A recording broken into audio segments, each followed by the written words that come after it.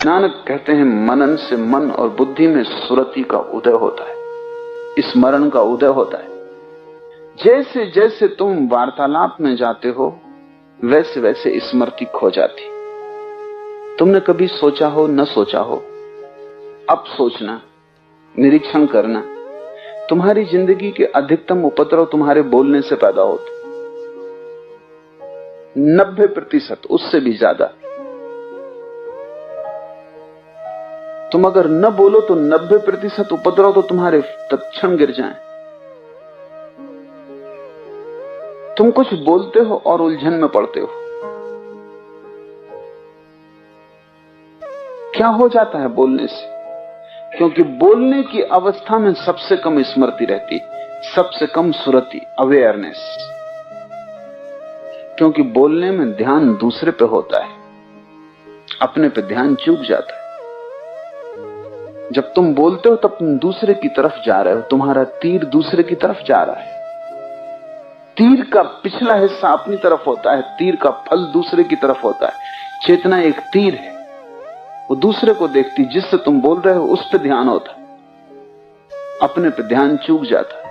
और इसलिए उस गैर भान की अवस्था में तुमसे बातें निकल जाती हैं जिनके लिए तुम जिंदगी जन्मों तक पछताते हो। किसी स्त्री से कह बैठे कि मैं तुझे प्रेम करता हूं, ये कभी सोच के भी नहीं गए थे, ये पहले कभी ख्याल भी नहीं आया था। बात बात में बात हो गई, अब फंसे, अब इससे लौटना मुश्किल हो गया। अब इस बात से और बातें निकलेंगी, जैसे पत्तों में पत्ते लगते जाते, सब बात में बात लगती जाती। अब चल पड़े तुम एक यात्रा पर। तुमने कभी ख्याल नहीं किया है, ख्याल करोगे तो साफ हो जाएगा कि जीवन के सारी झंझटों की कड़ियां शब्दों से शुरू होती, और फिर एक शब्द जब बोल दिया तो फिर अहंकार जकड़ लेता है कि अब उसकी पूर्ति करनी भी जरूरी है। तुम एक स्त्री को प्रेम करते हो, तुम उससे कहते हो जन्मों जन्म तुझे प्रेम करूंगा। क्षण का तुम्हें भरोसा नहीं, कल का तुम विश्वास नहीं दिला सकते, कल सुबह क्या होगा कोई जानता नहीं।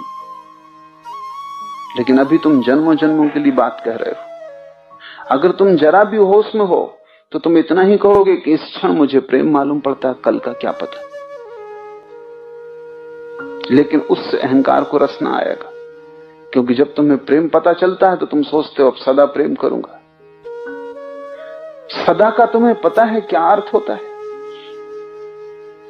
हर स्थिति में तुम प्रेम कर सकोगे। मुल्ला नसरुद्दीन की पत्नी उससे पूछ रही थी कि अब तुम पहले जैसा मुझे प्रेम नहीं करते,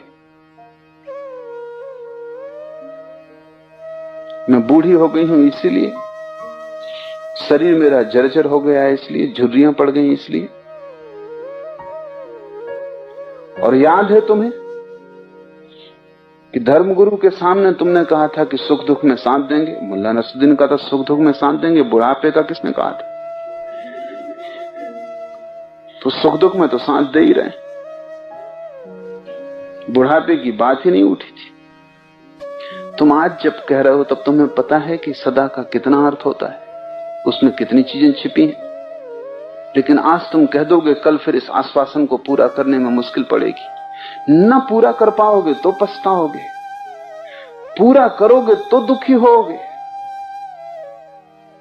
क्योंकि जब प्रेम हाथ से छूट जाएगा, नहीं बचेगा, तब तुम क्या करोगे? कैसे उसे जबरदस्ती लाओगे? तब एक प्रवंचना का जाल शुरू होता है। अगर व्यक्ति अपने शब्द का होश रख सके, जो कि कठिन है, शब्द के तल पे कठिन है,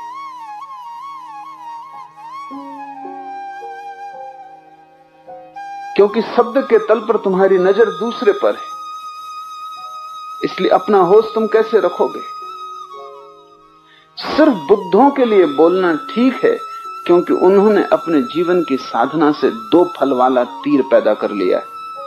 उनके पास ऐसी चेतना है, उसी चेतना का नाम सुरति है। जब तीर में 2 फल है, दूसरे की तरफ, अपने तरफ, जब चेतना दोनों तरफ एक साथ देख पाती, जब चेतना तुम्हें बातचीत करने में खो नहीं जाती, सजग बनी रहती है, बोलने वाला बोलता रहता है, साक्षी भीतर खड़ा रहता। तब एक भी शब्द तुम्हें किसी झंझट में न ले जाएगा, अन्यथा शब्द तुम्हें झंझट में ले जाएंगे। एक सूफी कहानी है। गुरु ने 4 शिष्यों को मौन के लिए भेजा। सांझ हो गई, मस्जिद में चारों बैठे, दिया नहीं जलाया किसी ने। नौकर पास से गुजरता था तो एक ने कहा, भाई रात हुई जा रही, दिया जला दे। दूसरे ने कहा, तुम बोल गए। और गुरु ने मना किया था। और तीसरे ने कहा, क्या कर रहे हो, तुम भी बोल गए, गुरु ने मना किया था। और चौथे ने कहा, हम ही ठीक, हम अभी तक नहीं बोले। बोलने में एक विस्मरण है। ये कहानी तुम्हें हंसने जैसी लगती, तुम्हारी ही कहानी है। तुम चुप बैठो तब पता चलेगा कि बोलने का कितना मन होने लगता है। तुम चुप बैठो तब पता चलेगा कि भीतर तुम किस तरह बोलने लगते हो।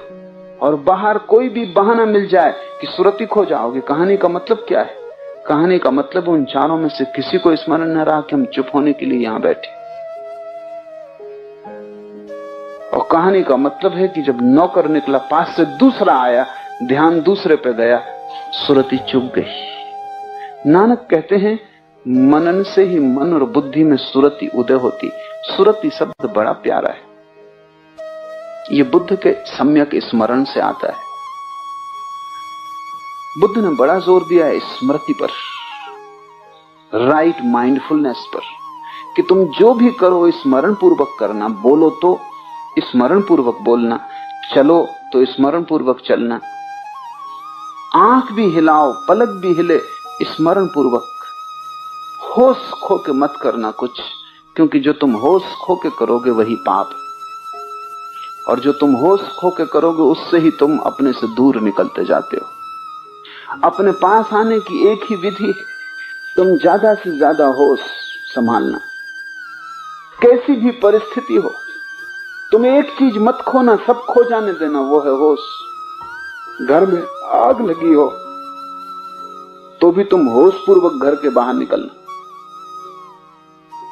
ईश्वरचंद्र विद्यासागर ने एक संस्मरण लिखा है कि उनको वायसराय ने सम्मान के लिए बुलाया था। गरीब आदमी थे, ऐसा पुराना बंगाली ढंग का कुर्ता कमीज धोती पहनते थे, फटे पुराने कपड़े थे।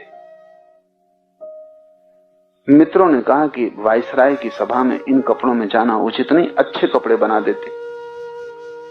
बात उनको भी जची, एक दो दफे इंकार भी किया, लेकिन फिर उनको भी लगा कि ठीक नहीं है, तो कपड़े बनवा लिए।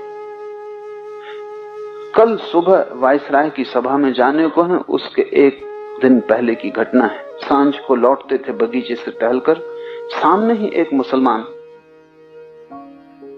अपनी कपड़े पहने हुए, चूड़ीदार पजामा, शेरवानी, हाथ में छड़ी लिए, बड़े शौक से शाम की चहलकदमी करता हुआ जा रहा है घर वापस।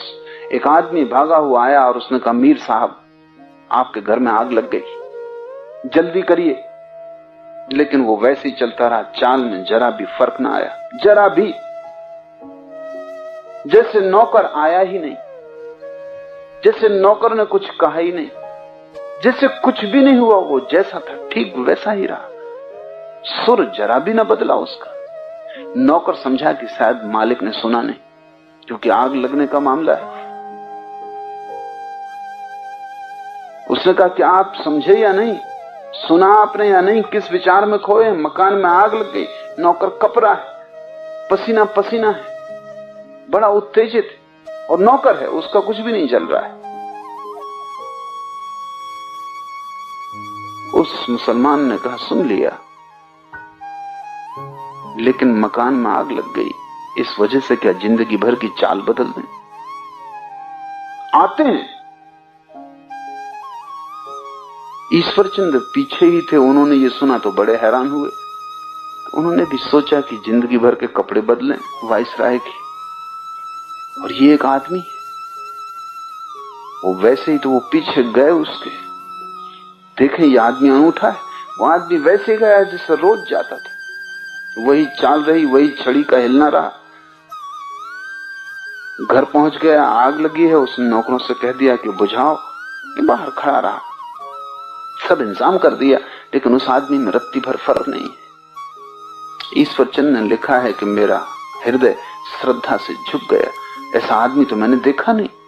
ये किस चीज को संभाल रहा है? उसका नाम सुरुति, उसका नाम स्मृति। ये एक बात संभाले हुए है कि अपने होश को नहीं खोना, जो हो रहा हो रहा है, जो किया जा सकता है वो कर रहे हैं, जो करने योग्य है वो किया जाएगा, लेकिन स्मृति कभी भी खोने योग्य नहीं है। इस दुनिया में ऐसी कोई भी चीज नहीं है इतनी मूल्यवान जिसके लिए तुम सुरति को खो, लेकिन तुम छोटी छोटी चीजों में खो देते हो। 1 रुपए का नोट गिर गया और देखो तुम कैसे पगला जाते हो, एकदम ढूंढ रहे हैं पागल की तरह, जहां नहीं हो सकता वहां भी ढूंढ रहे हैं। किसी आदमी को देखो घर में उसकी कोई चीज खो गई, चीज बड़ी हो, वो छोटा सा डब्बा भी खोल के देख रहा है कि शायद तुम स्मृति को खोने को तैयार ही हो, खोने को तैयार हो ये कहना भी शायद ठीक ही नहीं। तुम्हारे पास है ही नहीं, तुम खोओगे क्या? तुम मूर्छित। नानक कहते हैं मनन से मन और बुद्धि में सुरति का उदय होता है। जैसे जैसे ओंकार गहरा बैठता है, पहले तुम्हारा उच्चार बंद होता है, वैसे ही तीर भीतर की तरफ मुड़ता है, क्योंकि अब बाहर कोई नहीं रहा जिससे बोलना। बोलना यानी बाहर से संबंध बनाना, बोलना यानी सेतु, उससे हम दूसरे तक जाते हैं, वो संवाद है, वो दूसरे और हमारे बीच का नाता है, वो तोड़ लिया। नहीं बोलना, चुप हो गए। चुप का अर्थ है यात्रा उल्टी हो गई, तीर वापस लौटा, अंतर यात्रा शुरू हुई। उसी वक्त से स्मृति की पहली झलक आनी शुरू हो जाएगी। तुम पाओगे तुम हो, तुम पहली दफे जाग के पाओगे कि मैं हूं। अब तक सब दिखाई पड़ता था, तुम भर नहीं दिखाई पड़ते थे, तुम भर छाया में खड़े थे, दिया तले अंधेरा था।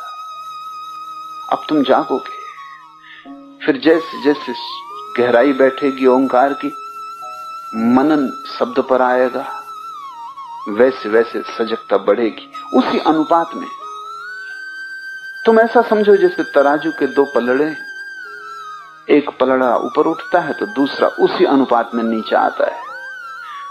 जिस अनुपात में तुम भीतर जाते हो उसी अनुपात में सुरति बढ़ती है। और तीसरे तल पर जहां शब्द भी खो जाता है, सिर्फ ओंकार की ध्वनि रह जाती, नाद रह जाता है। एक ओंकार सतनाम,